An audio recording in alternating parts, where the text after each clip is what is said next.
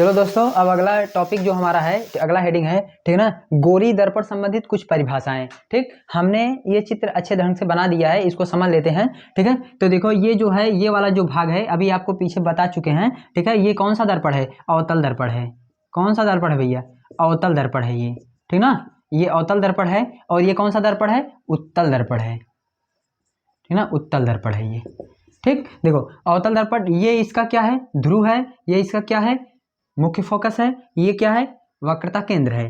ठीक, इधर देखिए आप, ये इसका कलय किया गया भाग है, ये कलय किया गया भाग है। और जो अंदर वाला तल है दबा हुआ है, इसे हम लोग बोलते हैं परावर्तक तल। सेम कंडीशन से ये भी है। और ये वाली जो रेखा गई है, इस रेखा को हम लोग क्या कहते हैं? मुख्य अक्ष कहते हैं। ठीक है, तो हम लोग बारी बारी से समझेंगे, एक एक हेडिंग 7-8 ठो परिभाषा है, इसको आराम से समझ लेते हैं हम लोग। ठीक है, तो इधर देखो, पहले हम लोग समझ लेते हैं, पहले हम लोग समझेंगे किसके बारे में समझ लेते हैं। ठीक है ना, पहले हम लोग समझेंगे दर्पण का द्वारक क्या होता है ना, दर्पण का द्वारक। ठीक है, दर्पण का द्वारक। ठीक, फिर दूसरा का समझेंगे दर्पण का ध्रुव, दर्पण का ध्रुव। फिर तीसरा का समझेंगे हम लोग, ठीक ना, दर्पण का, देखो दर्पण का ये द्वारक हो गया, ये दर्पण का ध्रुव समझ लिए। अब दर्पण का समझ लो वक्रता केंद्र समझ लो ना, दर्पण का वक्रता केंद्र। ठीक ना, दर्पण, दर्पण का वक्रता केंद्र, वक्रता केंद्र समझ लो। चौथा समझ लेते हो दर्पण की वक्रता त्रिज्या ना, दर्पण की वक्रता त्रिज्या। ठीक ना, आगे आप लोग समझ लो मुख्य फोकस समझ लो। ठीक है ना, मुख्य फोकस, मुख्य फोकस। ठीक, आगे आप लोग समझ सकते हैं। ठीक, मुख्य फोकस, बाद मुख्य अक्ष के बारे में जान लेते हैं ना, मुख्य अक्ष की ये रेखा है, मुख्य अक्ष के बारे में जान लेते हैं। देखो मुख्य अक्ष, उसके बाद हम लोग समझ लेते हैं किसके बारे में। देखो मुख्य फोकस है ये, ठीक है ना, ये मुख्य अक्ष है। फोकस दूरी के बारे में समझ लेते हैं हम लोग, फोकस दूरी।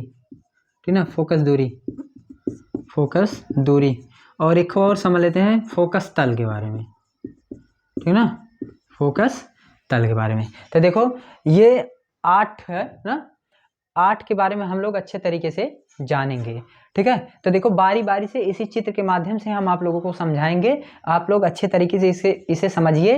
ठीक है ना, ये अच्छे तरीके से आप लोग को आ जाएगा। ठीक, तो देखिए नंबर 1 क्या है? दर्पण का द्वारक। ठीक है ना, तो देखो जाहिर सी बात है, दर्पण का द्वारक क्या चीज होता है? तो देखो एक प्रकार से दरवाजा, दरवाजा जानते हो ना, दरवाजा जो होता है, अगर कोई आपसे बोले कि भैया घर का मुहारा जो होता है दरवाजा होता है, तो घर का दरवाजा का परिभाषा बताओ, तो क्या कहोगे ना? यही कहोगे, मतलब घर का ऐसा भाग जिससे कोई व्यक्ति आ और जा सके, उसे घर का द्वारक कहते हैं ना। सेम कंडीशन है, सेम उसी कंडीशन से आप लोग बता सकते हो क्या?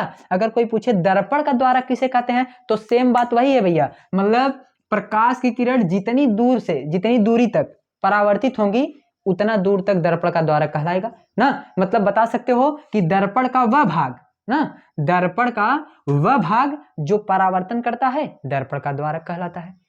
ठीक है ना, देखो दर्पण का वह भाग जो परावर्तन करता है, ठीक ना, दर्पण का द्वारक कहलाता है। दर्पण का वह भाग, दर्पण का, ठीक ना, दर्पण का वह भाग जो परावर्तन करता है, जो परावर्तन करता है,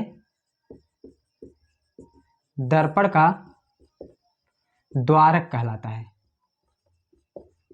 दर्पण का द्वारक कहलाता है।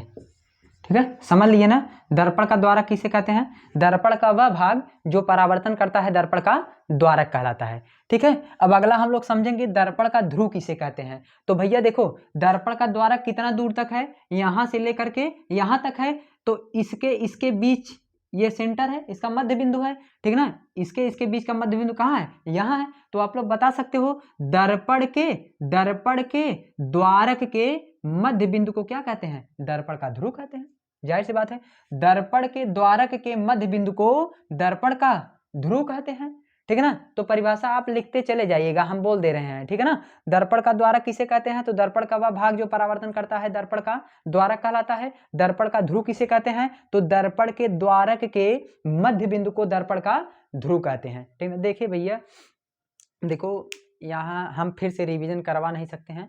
आप लोग को यदि फिर से समझना है इसे, तो इस वीडियो को आप थोड़ा पीछे करके इसे अच्छे तरीके से समझ सकते हैं, ठीक है ना। तो आगे देखिए, देखिए इधर दर्पण का वक्रता केंद्र क्या है ना, दर्पण का वक्रता केंद्र किसे कहते हैं। तो भैया देखो ये है गोला, इसी गोले को काटकर बनाया गया है ना, तो इसका केंद्र कहाँ है, यहाँ है सेंटर। तो आप लोग बता सकते हो, सिंपल सी भाषा में बता सकते हो कि मतलब जिस गोले को काटकर, ठीक है ना, जिस गोले को काटकर दर्पण को बनाया जाता है, उस गोले के केंद्र को ही क्या कहते हैं, दर्पण का वक्रता केंद्र कहते हैं।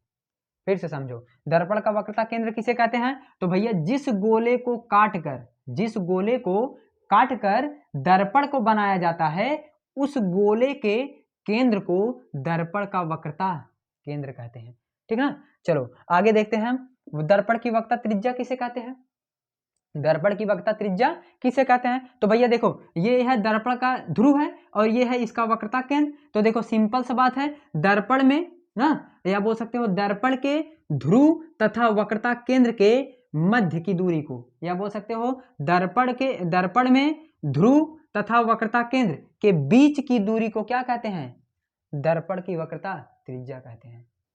हो गया ना कंफर्म।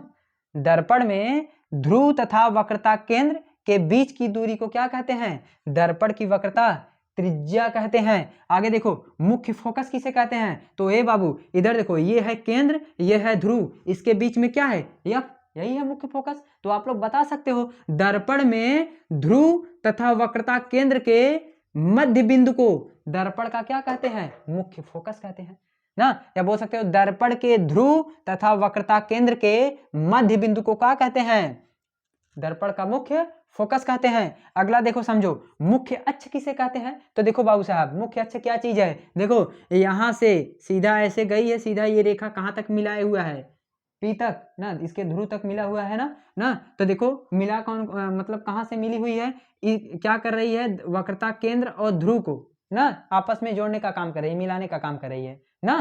तो आप लोग डिफिनेशन इसका बड़े आराम से बता सकते हो। क्या बताओगे, बताओगे दर्पण के ना, या बोल सकते हो दर्पण में ध्रुव तथा वक्रता केंद्र को मिलाने वाली रेखा ना, दर्पण के या दर्पण में ध्रुव तथा वक्रता केंद्र को मिलाने वाली रेखा मुख्य अक्ष कहलाती है ना। दर्पण में ध्रुव तथा वक्रता केंद्र को मिलाने वाली रेखा क्या कहलाती है, मुख्य अक्ष कहलाती है। अब अगला क्या है, फोकस दूरी। फोकस दूरी किसे कहते हैं। तो भैया इधर समझो, ये देखो ये मुख्य फोकस है, ये ध्रुव है, जो इसके बीच की दूरी होगी ना भैया, उसे ही हम क्या बोलते हैं, फोकस दूरी। तो समझो देखो इधर दर्पण में ध्रुव तथा मुख्य फोकस के बीच की दूरी को फोकस दूरी कहते हैं। फोकस दूरी किसे कहते हैं, दर्पण में ध्रुव तथा मुख्य फोकस के बीच की दूरी को क्या कहते हैं, फोकस दूरी कहते हैं। अगला देखो, अगला क्या है, फोकस तल, ठीक है ना। फोकस तल किसे कहते हैं भैया। तो देखो जाहिर सी बात है, फोकस तल समझने के लिए इधर आ जाते हैं, चित्र में देखते हैं ना। तो देखो ये है फोकस, इस फोकस से देखो एक तल ऐसे ऐसे देखो डैश डैश करके एक तल गई हुई है ना। तो हम लोग इसे बड़े आसानी के साथ समझ सकते हैं ना। तो क्या समझेंगे, ठीक है ना, दर्पण में ना, ये देखो दर्पण है, दर्पण में ये देखो मुख्य अक्ष गई है ना। तो दर्पण में मुख्य अक्ष के लंबवत, देखो ये किसके लंबवत है, मुख्य अक्ष इधर गई है, इसके लंबवत ये तल गई है ना। तो बोल सकते हो दर्पण में मुख्य अक्ष के लंबवत तथा फोकस से जाने वाली तल को ही क्या कहते हैं, फोकस तल कहते हैं, ठीक है। फिर से देख लो, दर्पण में मुख्य अक्ष के लंबवत तथा फोकस से जाने वाली तल को क्या कहते हैं, फोकस तल कहते हैं। तो आज के लिए बस इतना ही। अगर हमारा वीडियो आप सभी लोगों को पसंद आया हो तो आप लोग शेयर कीजिए इसे, ठीक ना, अपने दोस्तों के पास शेयर कीजिए और सब्सक्राइब कीजिए चैनल को, जिससे हम लोग को मोटिवेशन मिले और हम आप लोगों के लिए और इससे बेहतर से बेहतर वीडियो बनाकर आप लोगों को अच्छी शिक्षा दे सकें, ठीक है। तो बेस्ट ऑफ लक, धन्यवाद।